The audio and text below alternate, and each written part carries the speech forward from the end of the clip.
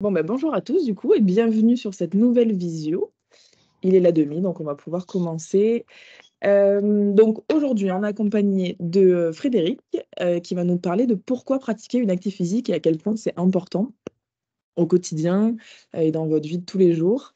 Donc cette visioconférence est réalisée en partenariat par Movadom et Adapsia. Elle est financée par le CNSA et la conférence des financeurs de la prévention de la perte d'autonomie du département des Hauts-de-Seine. Merci à tous du coup d'être présents aujourd'hui. Comme d'habitude et pour ceux qui font souvent les conférences, je serai, on va dire, l'assistante de Frédéric tout au long de la conférence. Donc, si il y a le moindre souci technique pendant la conférence, on évitera du coup de couper Frédéric et je pourrai éventuellement intervenir via le chat pour vous aider ou trouver une solution. Si vous avez des questions pareilles, on les garde pour la toute fin de la conférence. On ouvrira les micros et les caméras. Ce sera quand même plus agréable pour échanger. Puis s'il y a des questions qui interviennent dans le chat pendant la conférence. Je me permettrai de temps en temps de couper Frédéric, si ça vous va, Frédéric, Tout et à que c'est fait. un rapport avec le super, c'est un rapport avec le sujet, on pourra éventuellement y répondre en temps réel. En bas de l'écran, vous avez le lien d'inscription pour les futures conférences, donc n'hésitez pas à consulter les prochaines thématiques qui seront abordées et vous y inscrire. On va pouvoir commencer. Frédéric, je vous laisse du coup prendre le contrôle sur la présentation. Ouais, ça marche. Allez, en avant. Déjà, bonjour, bienvenue. Merci à tous et à toutes de vous être connectés ce matin. Donc moi, je suis Frédéric Nicolas, je suis kinésithérapeute, j'exerce en libéral et j'ai également une activité où je fais de la prévention. Donc je fais de la prévention en entreprise sur tout ce qui est troubles musculo-squelettiques. Et je fais également de la prévention en santé publique. Je participe, j'anime des ateliers de prévention des chutes auprès des seniors. Voilà. Donc, la thématique du jour, c'est donc l'activité physique. Pourquoi pratiquer une activité physique? Je pense que ça ne vous a pas échappé que le président de la République avait décrété cette année que l'activité physique et le sport étaient cause nationale en cette année de Jeux olympiques 2024. Et on en parle énormément. Il y a énormément de publications, il y a énormément d'études qui sont mises en avant. Et il y a quand même un revirement depuis quelques années de la médecine qui, jusqu'à maintenant, préconisait aux gens de ne pas bouger, lorsqu'ils étaient blessés, lorsqu'ils avaient des douleurs, de rester chez eux, de se reposer, de laisser faire le temps. Aujourd'hui, on a pris un virage à 180 degrés. Aujourd'hui, on dit aux gens, il faut que vous bougiez. L'activité physique, c'est vital parce qu'on sait que l'activité physique et l'exercice en règle générale, c'est primordial pour la santé.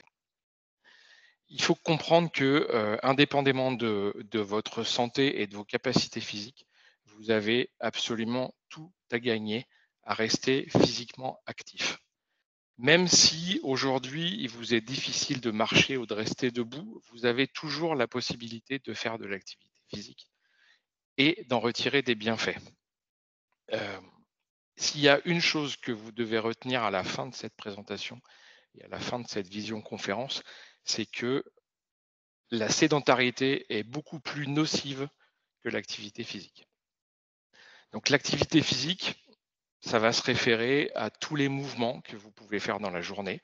Que ce soit lorsque vous faites votre ménage, lorsque vous faites vos courses, lorsque vous vous déplacez. Alors, le mieux, c'est de se déplacer à pied ou en vélo quand même, plutôt qu'en voiture. Mais lorsque vous vous déplacez pour aller à un rendez-vous, ou même lorsque vous faites du sport, tout ça, ça fait partie, c'est considéré comme de l'activité physique. Maintenant, si on s'intéresse aux bienfaits et aux bénéfices de l'activité physique, déjà, première chose, il faut être conscient de votre état général de départ et de l'effort que vous allez consacrer à cette activité physique. Ces deux paramètres-là vont être importants et vont vous permettre les bienfaits que vous allez retirer de la pratique de l'activité physique, ils vont être dépendants de ces deux paramètres-là, c'est-à-dire votre état physique de départ et les efforts que vous allez consacrer à l'activité physique. L'activité physique, elle peut vous permettre de rester autonome au fil des années. Une pratique de l'activité physique qui va être régulière sur des longues périodes, elle va avoir des effets bénéfiques qui vont être à long terme sur votre santé. Aujourd'hui, les spécialistes de la santé s'affirment, ils sont d'accord pour dire que c'est au quotidien que les personnes âgées, que les seniors, puisqu'aujourd'hui on est là pour parler des seniors, doivent être actives. Et l'activité physique régulière et la pratique de l'exercice physique réduisent l'apparition et le risque d'apparition de certaines maladies ou de certaines pathologies, et également des incapacités qui sont liées à l'âge. Cette activité physique, elle va avoir des effets positifs sur beaucoup de maladies chroniques, on le verra après, on va développer tout ça. Également sur tout ce qui est des problèmes d'arthrite, tout ce qui est des problèmes de maladies cardiaques, d'autres maladies comme le diabète également, ça va avoir un effet positif, mais également sur tout ce qui est hypertension artérielle et sur votre, comment est-ce qu'on va appeler ça? Votre humeur. Voilà, on va appeler ça votre humeur. L'un des gros avantages de l'activité physique, c'est que ça va être déclinable à l'infini ou presque. Je m'explique, c'est-à-dire qu'on peut par exemple être actif pendant de courtes périodes tout au long de la journée, ou à l'inverse, vous pouvez y consacrer des mouvements précis dans votre semaine ou dans votre journée en fonction de vos disponibilités. Il y a de nombreuses activités physiques que vous pouvez pratiquer sans forcément avoir besoin d'investir de l'argent. C'est-à-dire, par exemple, la marche rapide, prendre l'escalier plutôt que de prendre les ascenseurs. Tout ça, ça fait partie de l'activité physique. Ratisser les feuilles, c'est un exercice qui va être super intéressant au niveau mobilité articulaire, au niveau cardiaque. C'est de l'activité physique et ça ne vous demande pas beaucoup d'investissement, si ce n'est un râteau. Voilà. Alors, je vous propose de détailler un petit peu quels vont être les bienfaits que vous pouvez retirer de l'activité physique et de l'exercice. Frédéric, Oui. excusez-moi, je voulais juste prendre le contrôle sur le document. En fait, en haut de votre écran, vous devriez avoir prendre le contrôle, contrôler. Alors, en haut de mon écran, je vais prendre le contrôle. Non, j'ai pas ça. Vous Autre voyez action. pas? Non. J'ai synchronisé avec le mode présentateur. C'est pas ça? Non, parce que du coup, en fait, c'est moi le présentateur, il faudrait que vous soyez vous le Ah, alors parce vous que là, avez vous quoi? n'allez pas voir les animations, c'est ça? En fait, c'est moi qui passe les slides là pour le moment, mais pour que vous puissiez les passer, il faut que vous puissiez Non, contrôler c'est en bon. fait le Ça y est. document. C'est tout bon? Alors, Oui. non, là, c'est toujours moi. Non, c'est moi. Non, bah, en fait, si vous appuyez juste sur les flèches, ça ne les gens voient pas quand vous changez la diapo. D'accord. Donc en fait, c'est pas grave. Ce que vous faites, c'est qu'à l'oral, vous me dites, «passe» et je passe la slide. Comme ça, il y a pas de souci. Ok. Ok, ça marche. À moins que ce soit là, paramètres, informations sur la réunion. Non, ben j'ai pas à prendre le contrôle. Donc Bon, on c'est pas reste comme grave, vous ça. me dites Ouais. «passe» et moi je passe. OK? Ok. Alors, les 2 premiers items sur lesquels l'activité physique va avoir une action bénéfique, c'est, on va appeler ça la force et la forme physique. Alors déjà, deux possibilités. Soit l'activité physique va vous permettre de vous maintenir en forme ou de maintenir votre force, ou alors cette activité physique, elle va vous permettre d'améliorer la force et la forme physique dans laquelle vous êtes. Ça va jouer au niveau de vos muscles en fait. C'est-à-dire que euh, vos muscles, ils vont vous permettre, ils exercent de nombreuses fonctions. La principale, ça va être de vous maintenir debout, de maintenir votre posture. Il va contrôler vos mouvements et il va générer de la chaleur corporelle. Avec l'âge et souvent en raison d'un mode de vie, attendez, excusez-moi, je bouge un tout petit peu, voilà, et en raison d'un mode de vie plutôt sédentaire, votre masse musculaire, elle va avoir tendance à diminuer.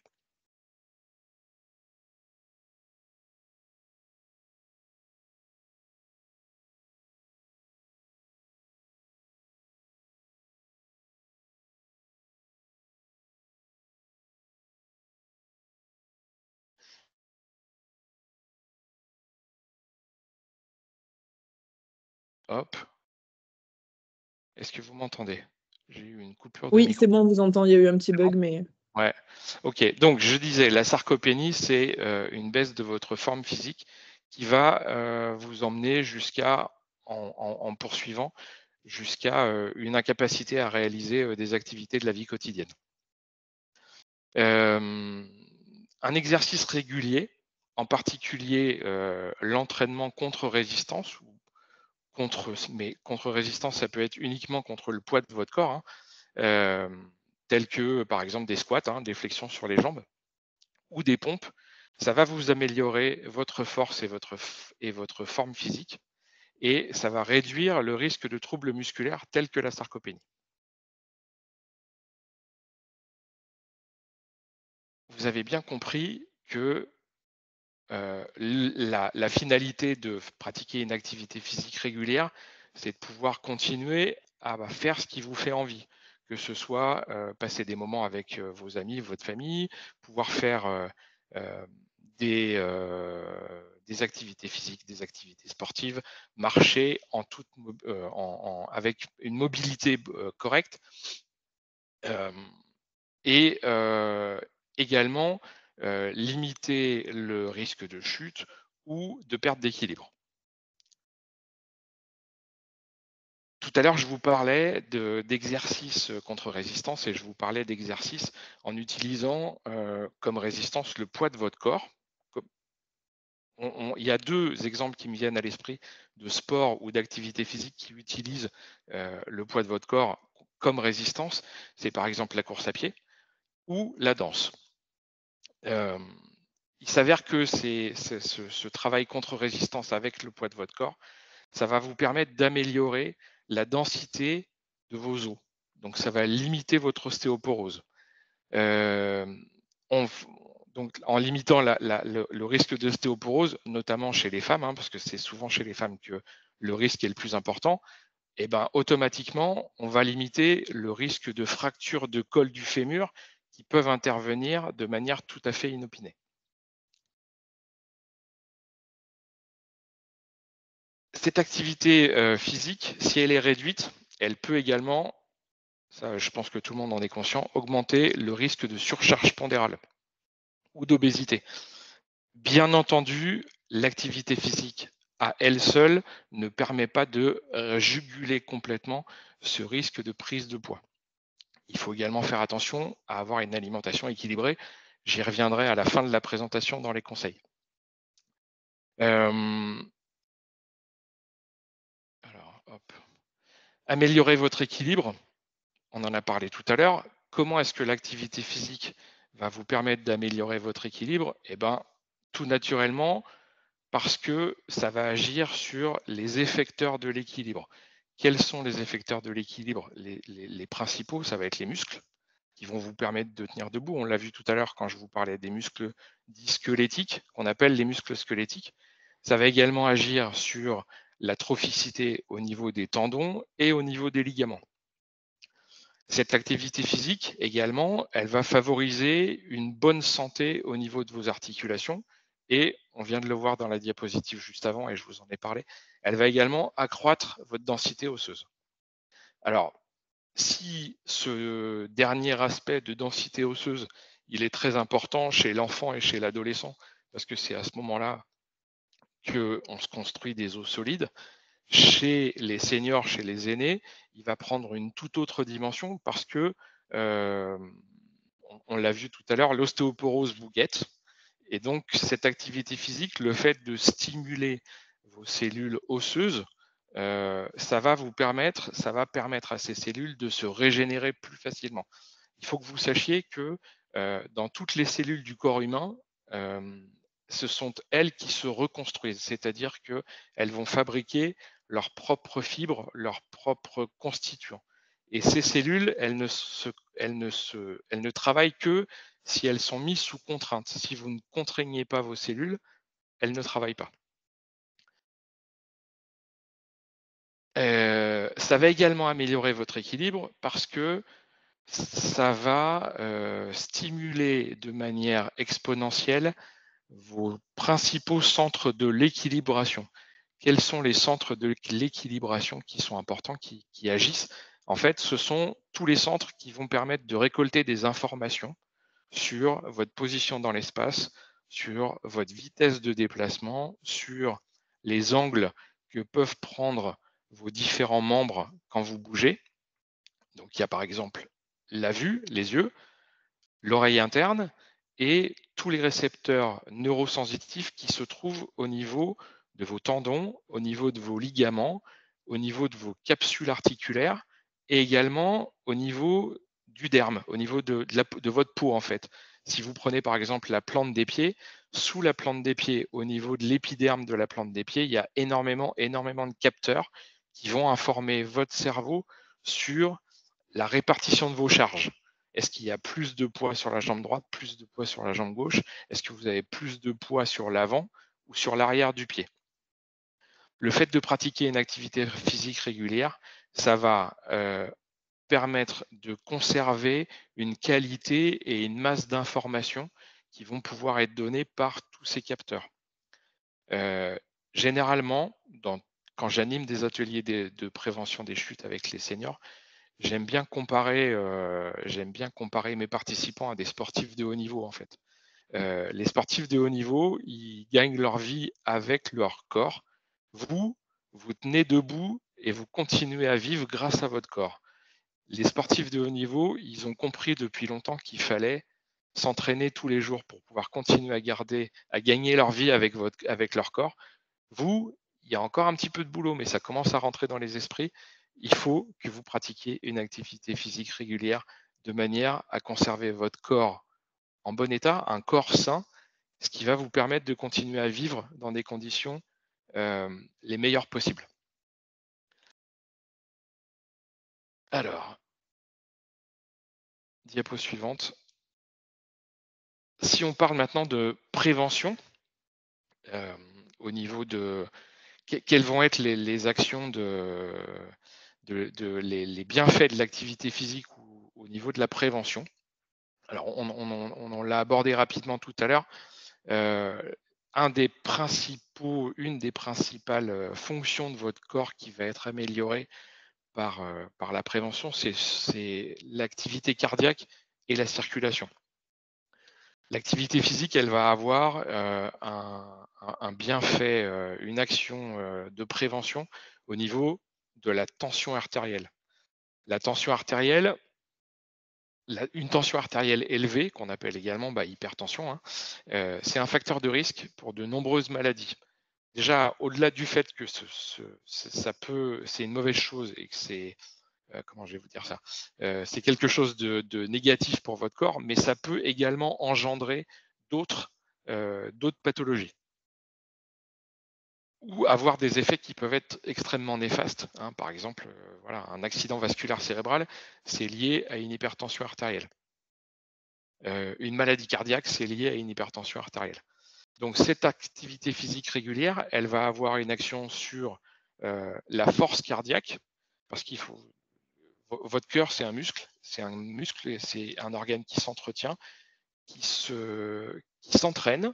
Il faut le garder en bonne condition. Si vous avez un cœur qui est en bon état, en bonne forme physique, vous allez avoir besoin de moins dépenser d'énergie pour que la fonction cardiaque s'opère. Si votre cœur est fatigué, si la fibre musculaire qui compose votre cœur n'est pas en bon état, elle va avoir besoin de plus pomper d'énergie pour effectuer le même travail. Si vous avez un cœur qui est en bon état, ça va diminuer la pression qui va être exercée sur vos artères. Donc, on a une baisse de la tension artérielle. Voilà, il y a des tonnes d'études, je ne vais pas vous accabler de références bibliographiques et de choses comme ça, mais vous chercherez vous-même, il y a des tonnes et des tonnes d'études qui ont été faites sur les bienfaits de l'activité physique pour la tension artérielle. Si on continue toujours sur les pathologies cardiaques, ça a été prouvé que l'exercice physique permettait de diminuer le risque de maladies cardiovasculaires. Et en particulier, ce qui va être bénéfique si vous avez des problèmes cardiaques, ça va être de travailler votre endurance. je ne sais pas si vous vous souvenez quand vous étiez à l'école, il y a quelques temps, on faisait des courses d'endurance où on essayait de courir le plus longtemps possible en ayant une activité cardiaque réduite. Ben voilà, là, on peut exactement faire la même chose à tout âge et ça va vous permettre de réduire le risque de maladie cardiaque. Alors, qu'est-ce que vous pouvez pratiquer comme sport? Vous n'êtes pas obligé de faire de la course à pied, hein. Vous pouvez faire de la marche rapide, vous pouvez faire du cyclisme, même du vélo d'appartement. C'est des sports qui peuvent être pratiqués, des exercices physiques qui peuvent être pratiqués pour prévenir le risque de maladie cardiovasculaire. Et autre paramètre qui va vous permettre de diminuer votre risque de maladie cardiovasculaire, c'est qu'en pratiquant des sports d'endurance, en fait, votre cœur ou votre corps va venir puiser dans ses réserves pour fabriquer de l'énergie pour pratiquer cette activité physique. Et en fait, ça va vous permettre de limiter le risque de surpoids et le risque d'obésité. Ce surpoids et cette obésité ayant un impact direct sur le risque de maladie cardiovasculaire. Autre pathologie qui peut être améliorée, qui peut faire l'objet d'une prévention si vous pratiquez une activité physique régulière, c'est le diabète de type 2. Le diabète de type 2, c'est ce qu'on appelle le diabète sucré. Et donc, ça a été prouvé encore dans pas mal d'études que l'exercice physique permettait de contribuer à la régulation du taux de sucre dans le sang. Et également, la pratique d'une activité physique régulière, elle augmente la sensibilité de votre corps à l'insuline. L'insuline étant l'hormone qui est libérée par votre corps pour justement réguler le taux de sucre dans le sang.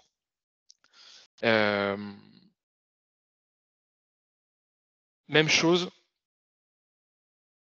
l'inactivité physique, la sédentarité, elle augmente ce risque de développer un diabète, et là, c'est tout diabète confondu, que ce soit le 1 ou le 2 ou le 3, la sédentarité, c'est prouvé, augmente ce risque.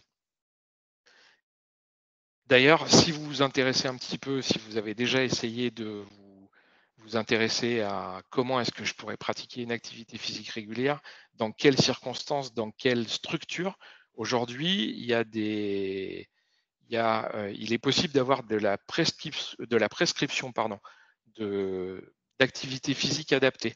Il y a l'activité physique adaptée sur ordonnance qui peuvent être prescrites par les médecins. Et c'est souvent prescrit chez des gens qui ont des maladies de longue durée, des affections de longue durée. Et typiquement, les gens qui sont sujets au diabète, souvent leur médecin généraliste ou leur médecin spécialiste vont leur faire ces prescriptions d'activité physique adaptée pour pouvoir réguler autrement qu'en prenant des médicaments.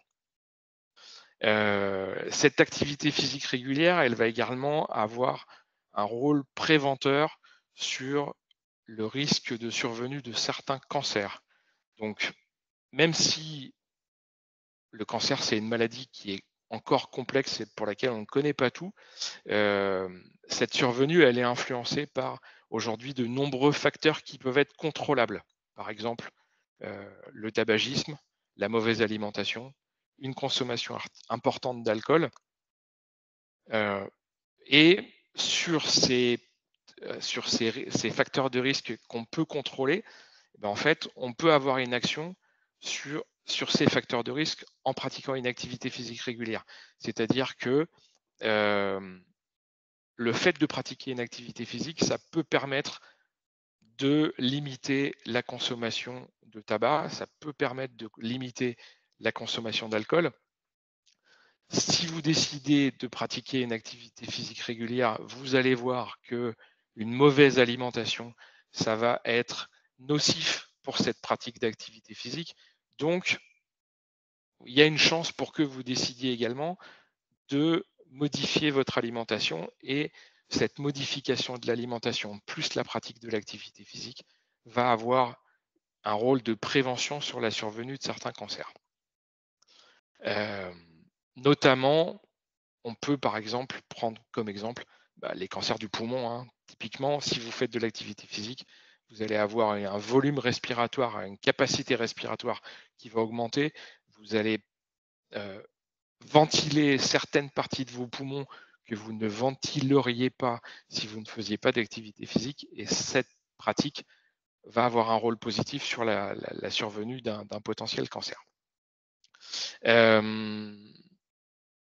Tout à l'heure, je vous parlais, alors, hop, diapo suivante, je vous parlais de l'action positive de l'exercice ou de l'activité physique sur votre humeur. En fait, ce que je voulais dire par là, c'est que l'exercice régulier va avoir une action positive sur votre santé mentale et sur votre bien-être psychologique. Alors, aujourd'hui, on n'est pas encore sûr à 100% du mécanisme qui est déclenché ou qui est activé par la pratique de l'exercice régulier et qui peut avoir un rôle bénéfique sur le bien-être psychologique et l'humeur. Ce qu'on sait, en fait, c'est que cette activité physique, elle va elle va provoquer une libération d'endorphine. L'endorphine, qu'est-ce que c'est? C'est encore une hormone. Et cette hormone, elle agit sur votre perception de votre qualité de vie et de votre bien-être psychologique. En fait, cette endorphine, elle va venir se fixer sur les récepteurs qui vont permettre de diminuer le stress, notamment. Également, elle va avoir un rôle sur les bonnes habitudes de sommeil, c'est-à-dire qu'elle va vous permettre d'avoir un sommeil qui va être réparateur et un sommeil qui va avoir des phases de sommeil complètes, c'est-à-dire à la fois du sommeil profond et du sommeil paradoxal. Également, au niveau de améliorer votre humeur et votre bien-être psychologique, ça a été démontré que l'exercice régulier de l'activité physique, il protégeait la personne sur le fait d'un déclin cognitif. Même chose, on n'a pas encore tous les tenants et les aboutissants de cette action, mais on sait que l'activité physique régulière participe à la libération de protéines, qui sont des protéines qu'on appelle des protéines neurotrophiques, et qui jouent un rôle probablement important. On n'en est qu'au début des recherches, on n'a pas encore tous les résultats, mais ça permet de favoriser le maintien en bonne santé et le renouvellement, la régénération des neurones. Donc forcément, on a une action positive au niveau cognitif. Et donc si on a une action positive au niveau cognitif, on peut tout à fait envisager, et c'est ce sur quoi les chercheurs sont en train de travailler aujourd'hui, que la pratique de cette activité physique régulière, elle va vous permettre d'avoir une action positive et une action de prévention sur tout ce qui était phénomène de démence et sur la survenue de la maladie d'Alzheimer. Diapo suivante.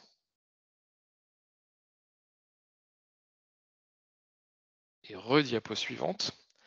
Alors, depuis le début de cette présentation, je vous parle d'activité physique, je vous parle d'exercice physique. Quelles sont les différences? Qu'est-ce qu'il faut que vous privilégiez? Alors, on parle d'activité physique. L'activité physique, elle va regrouper les deux, que ce soit activité physique ou que ce soit exercice, finalement, c'est toutes les actions de votre vie quotidienne qui vont participer, qui vont utiliser des mouvements volontaires que vous allez faire pour brûler des calories. Voilà, ça c'est une définition qui a été édictée par l'OMS. Les activités physiques, on va dire que ce sont toutes vos activités de la vie quotidienne qui vont vous permettre de bouger, qui vont vous faire bouger. Jardiner, promener votre chien. Tout à l'heure, je vous avais cité l'exemple de ratisser vos feuilles. prendre les escaliers plutôt que l'ascenseur. Tout ça, ça fait partie de l'activité physique. L'exercice, c'est quelque chose que vous allez pouvoir mettre en place et qui va être beaucoup plus ciblé. L'exercice, lui, c'est une forme d'activité physique qui va être spécifiquement planifiée, qui va être structurée avec des programmes et qui va être répétitive. C'est-à-dire que vous allez le répéter plusieurs fois dans la semaine, voire même, pourquoi pas, tous les jours. Ça, ça va être de la musculation, ça va être du tai chi, ça va être du vélo, ça va être de l'aérobic. Enfin voilà, il y a plein de formes d'exercice physique. Les deux choses sont, que ce soit activité physique ou exercice, elles sont très importantes et elles vont être complémentaires. L'objectif étant toujours de pouvoir vous permettre de pratiquer des activités physiques, de la vie quotidienne qui vous plaisent et qui vous permettent de vous sentir bien dans votre corps et bien dans votre tête. Donc, je pense que le principal, c'est de trouver plusieurs types de mouvements, plusieurs types d'activités physiques, que ce soit des activités physiques de la vie quotidienne ou que ce soit des exercices que vous allez décider de mettre en place et de le pratiquer tous les jours.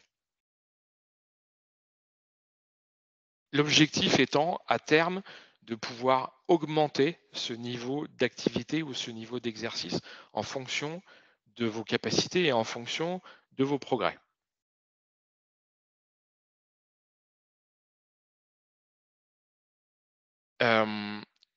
Au niveau de l'exercice physique, il faut distinguer, en gros, il y a 4 paramètres, il y a 4 items différents qu'il va falloir travailler pour ressentir les bienfaits de cette activité physique.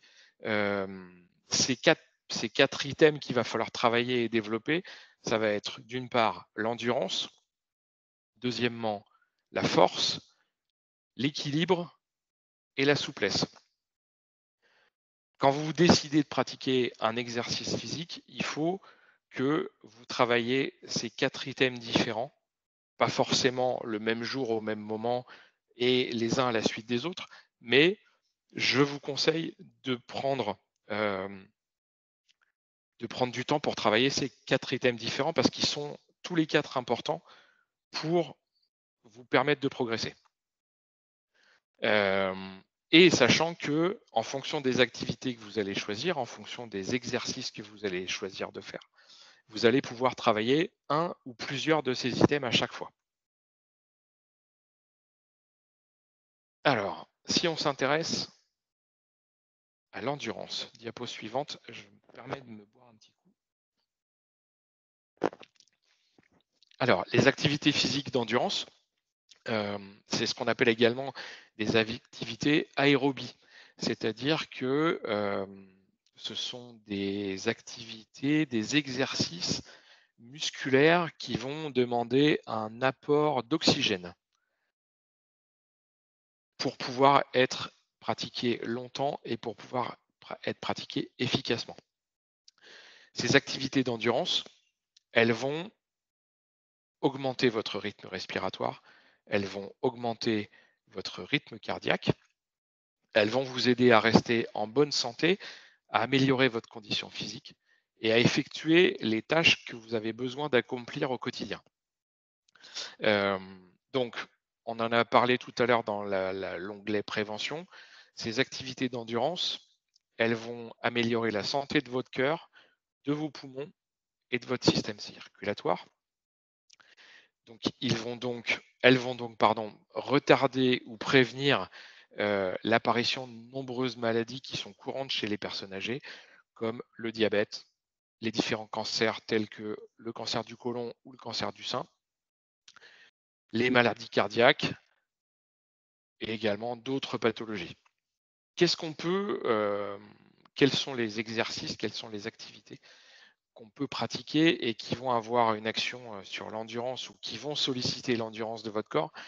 Tout simplement la marche, les travaux de jardinage, la danse, le jogging, la natation, le cyclisme, monter les escaliers, ou des côtes. Et puis après, vous allez avoir tout ce qui va être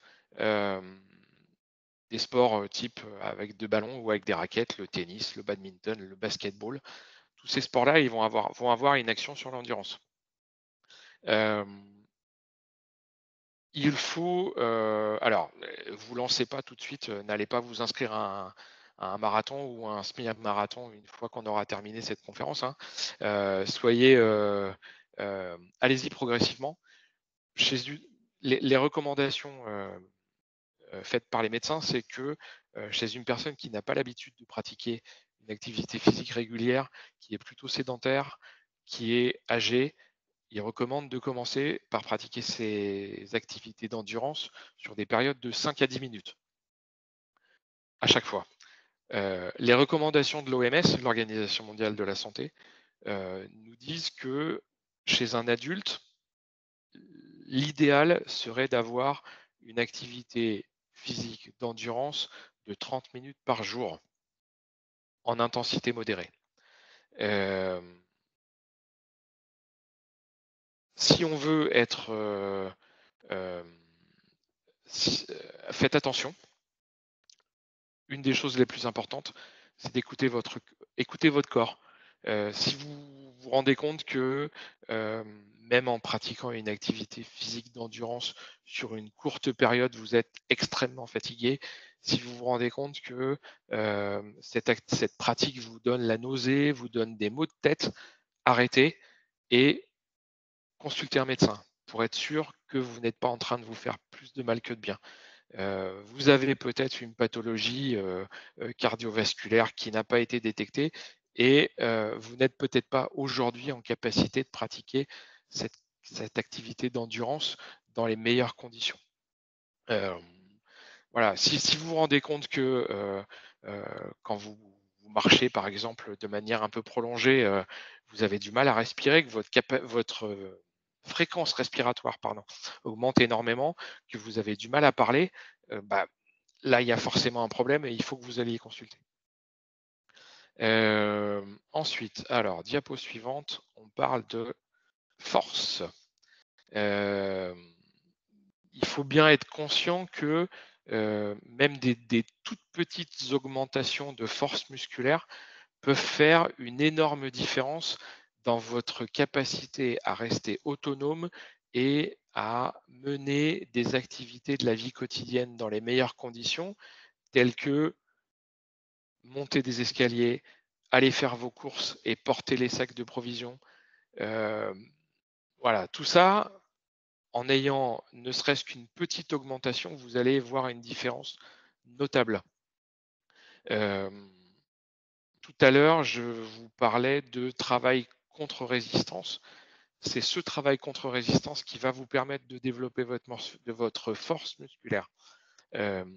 Et en même temps, vous n'êtes pas obligé de vous rendre dans une salle de sport, de faire des squats, de faire de l'haltérophilie en portant des poids énormes. Ce sont des exercices que vous pouvez tout à fait réaliser en utilisant ce que vous avez chez vous.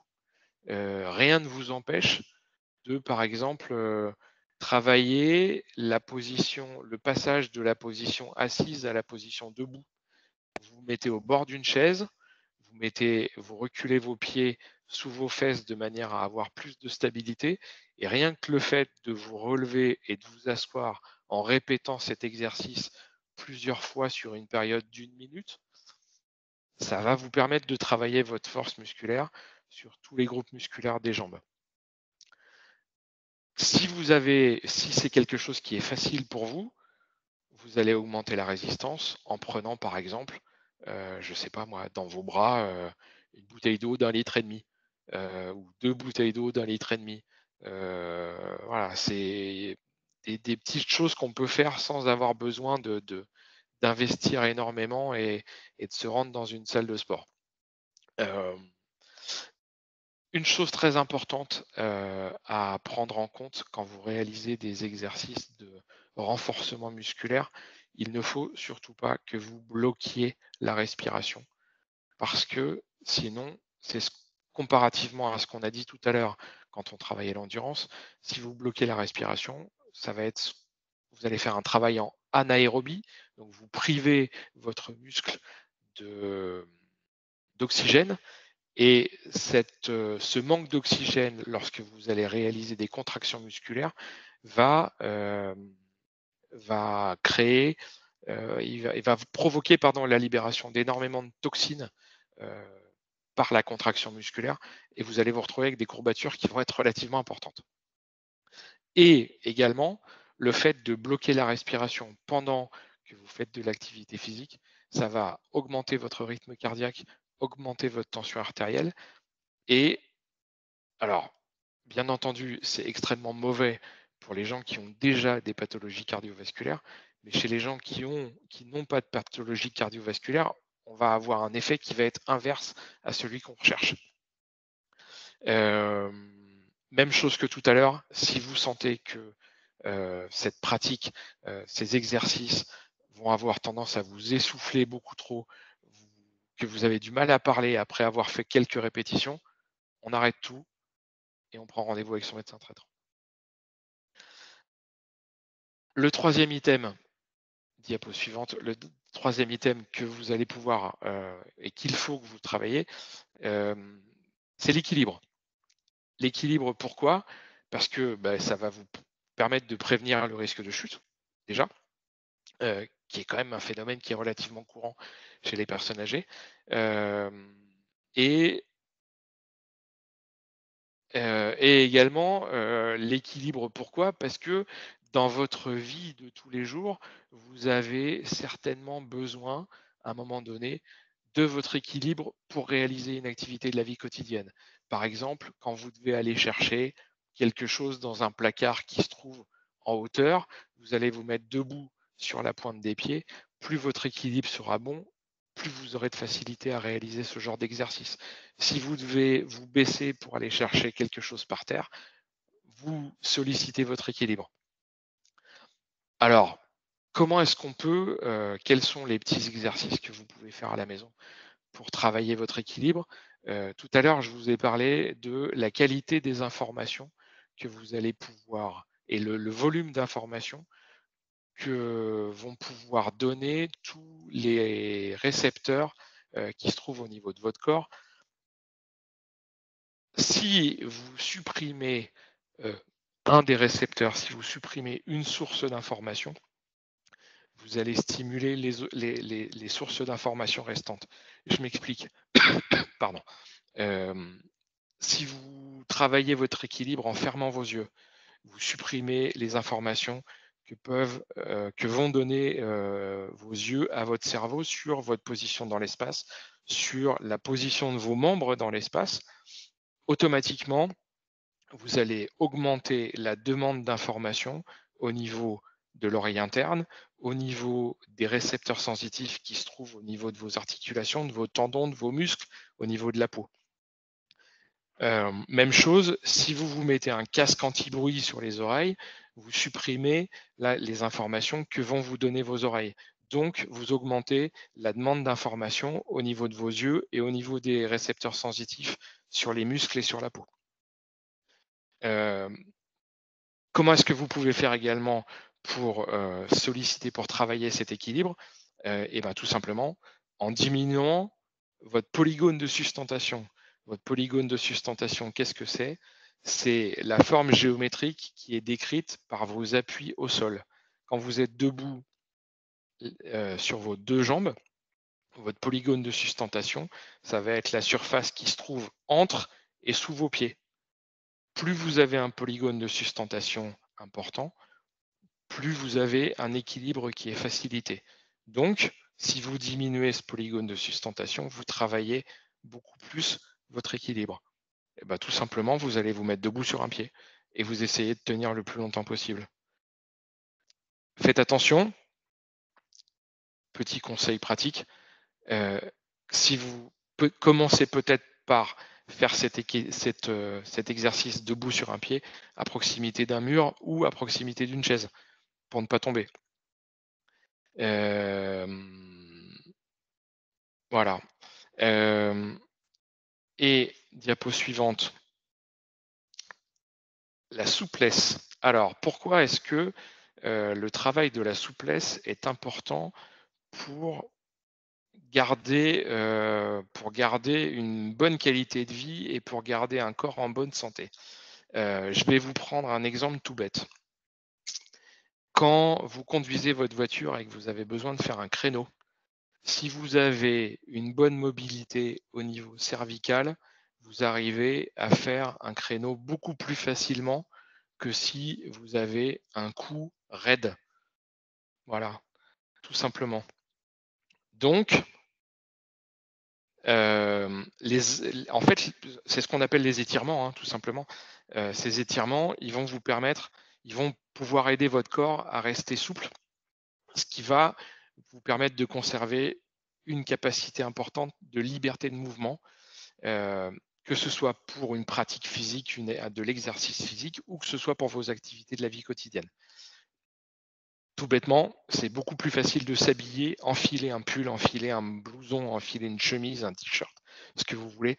Quand vous avez une bonne amplitude ou des bonnes amplitudes au niveau de vos épaules ou au niveau de vos membres supérieurs, c'est beaucoup plus facile.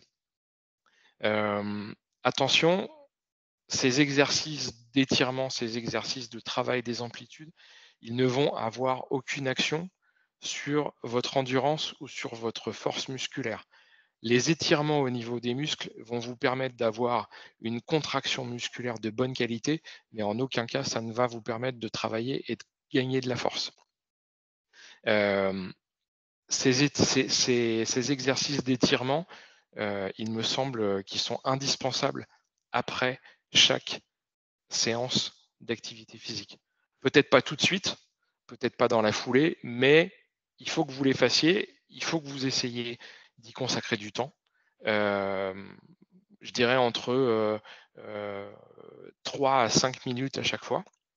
Il faut que ces exercices d'étirement ils soient faits sans douleur.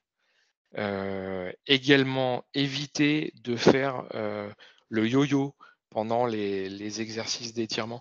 On voit souvent, je pense que vous l'avez déjà vu, vous avez déjà croisé des gens qui font la même chose. Les gens qui viennent de courir, ils vont s'arrêter au bord de la route et ils vont faire un étirement des muscles postérieurs de la cuisse et vous allez les voir qui font des allers-retours comme ça. Ça, c'est à déconseiller parce que, en fait, c'est extrêmement nocif pour la fibre musculaire. C'est-à-dire que le fait de tirer et de relâcher comme ça de manière brutale et répétée, vous risquez de vous faire mal et de vous faire que ce soit une déchirure ou un claquage, mais voilà, c'est plus préjudiciable qu'autre chose. Au niveau concernant les étirements, qu'est-ce que je pourrais rajouter? Je crois que je vous l'ai dit, il ne faut pas que ce soit douloureux, c'est-à-dire que il faut que vous alliez jusqu'à la limite de la douleur.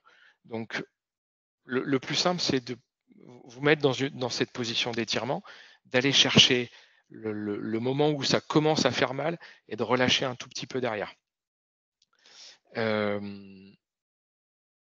Également, évitez quand vous faites vos exercices d'étirement de verrouiller les articulations. C'est-à-dire, il faut que vos articulations elles ne soient pas complètement droites.